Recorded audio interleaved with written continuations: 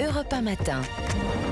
7h, 9h, Dimitri Pavlenko. L'édito politique sur Europe 1. Bonjour Vincent Trémollet de Villers. Bonjour Dimitri, bonjour à tous. Vincent, alors 10 jours après le début des émeutes, maintenant que le retour à la normale se précise, les enquêtes d'opinion se multiplient et il est possible d'établir un premier bilan politique. Alors en général, les traumatismes nationaux, Vincent, fédèrent le pays autour du chef de l'État. Est-ce le cas cette fois-ci ? Alors absolument pas. On ne décèle cette fois-ci aucun effet drapeau, aucun crédit donné à la puissance publique pour établir l'ordre. Ce qui est surprenant parce que les Français, dans leur immense majorité, désapprouvent les émeutiers.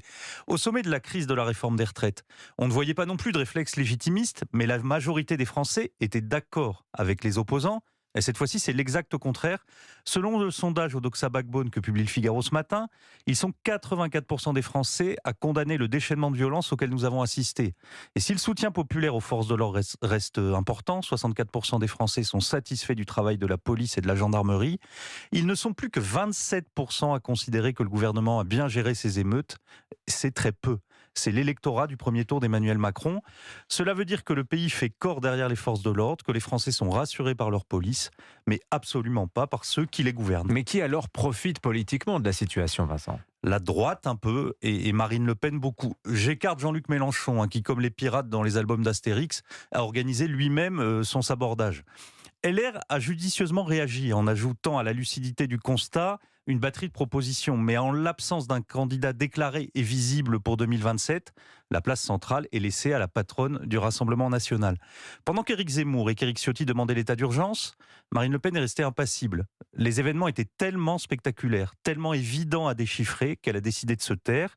On pourrait dire que quand la réalité surjoue, Marine Le Pen sous-joue. En retrait pendant 10 jours, elle a envoyé Jordan Bardella faire le tour des plateaux pour verbaliser ce que ressentent ses électeurs. Elle a parlé peu de gens l'ont entendu, mais comme le chef de l'État a laissé à l'abandon le drapeau de l'ordre, elle s'est contentée de lui prendre. Ce n'est pas que les gens pensent qu'elle aurait fait mieux, mais à en croire les sondages, ils sont nombreux à penser qu'elle n'aurait pas fait moins bien. Marine Le Pen, c'est la mauvaise conscience de ses concurrents. Plus ils désertent leurs responsabilités, plus elle progresse. C'est mécanique. Et pourtant, lors des Gilets jaunes et de la crise du Covid, Emmanuel Macron avait réussi à incarner ce parti de l'ordre, Vincent. Et il l'avait fait magistralement, oui. Et ce qui est sidérant dans cette histoire, c'est que le président de la République avait tous les instruments pour redevenir le chef incontesté du parti de l'ordre. Une forte demande d'autorité, des forces de l'ordre plébiscitées, un ministre de l'Intérieur venu de la droite et des vandales qui se sont rendus immédiatement détestables. Et pourtant, Emmanuel Macron a commencé par condamner le policier qui a tiré sur Naël en se substituant au pouvoir judiciaire. Ensuite, il a mis une pression maximum sur la police en lui demandant de subir plutôt que de riposter.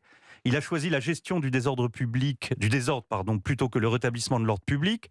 Et on rappelle qu'il y a quand même eu plus de 800 policiers blessés. Alors c'était peut-être la seule stratégie possible, mais comme elle oblige à se tenir toujours en défense, il aurait fallu l'accompagner d'un discours de fermeté sans faille. À la place, Emmanuel Macron s'est fait commentateur de l'événement.